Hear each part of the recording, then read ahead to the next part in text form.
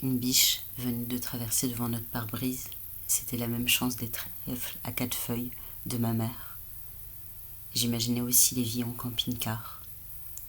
On a rejoint pour un jour les pèlerins de Compostelle, coquilles battantes dans leur dos, au sac. Sur le sentier, cairn et croix, des chapelets enroulés autour, une croix portant une croix.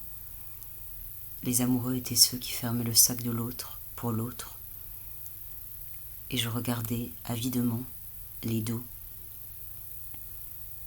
Mon père disait, de pierres de coups au sens propre, ils ont enlevé les pierres des champs et des pierres ils ont fait des murets pour délimiter les champs. Mon père a dit aussi, parce qu'il y en avait partout, j'ai vu des milliards de trous de taupes dans ma vie et jamais de taupes. Et un peu plus tard, ma mère, mais c'était déjà notre conversation, avait parlé de Dieu.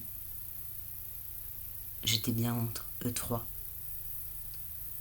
Au milieu des paysages de plateaux, l'Irlande presque, ou vallée de Bitte, une forêt de hêtres. Mon père a dit une forêt de contes.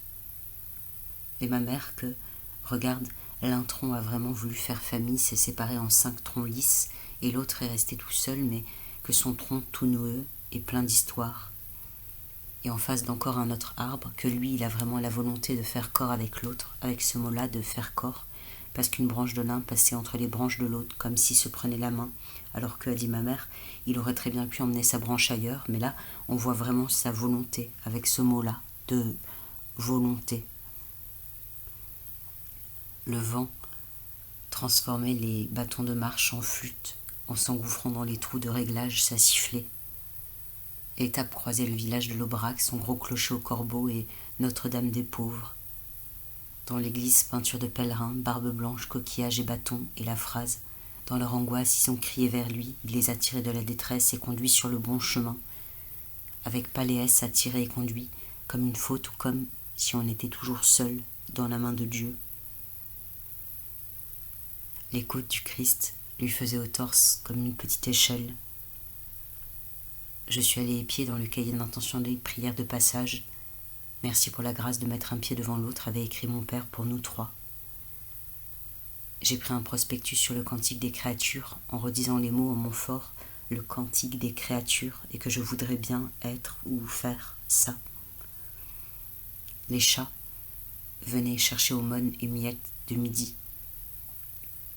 Je regardais l'Aubrac et je pensais le mot Santiago.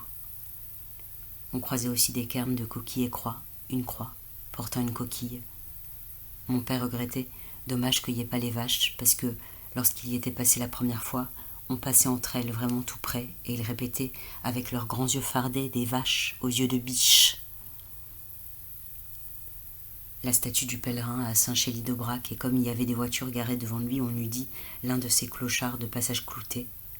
Après les jonquilles de chemin qui devaient pousser bas, avait supposé ma mère pour pas se faire décapiter par le vent, après les pensées sauvages, les crocus et les narcisses de mai dans les bacs à fleurs du village, les œillets négligés. Et sur la place, coq et clocher. Comme je pouvais les montrer à mes parents, je regardais dans l'église toutes les statues. Sainte Thérèse naïve, de l'enfant Jésus. Aide-moi Marie à vivre la vie, à la trouver belle, avait prié quelqu'un dans le cahier. C'était Nasbinal, et je répétais le mot Nasbinal, Nazareth un peu plus arabe que Nazareth, Nasbinal. On était allé en fin de journée voir la cascade du Déroc, 32 mètres de haut, on avait lu dans la voiture, et ma mère avait répété 32 mètres, je sais pas où elle peut les trouver, sur ce grand plateau. Et la cascade chutait infinie comme une langue. Au retour, je regardais dans les nuages, le poisson crachait le feu.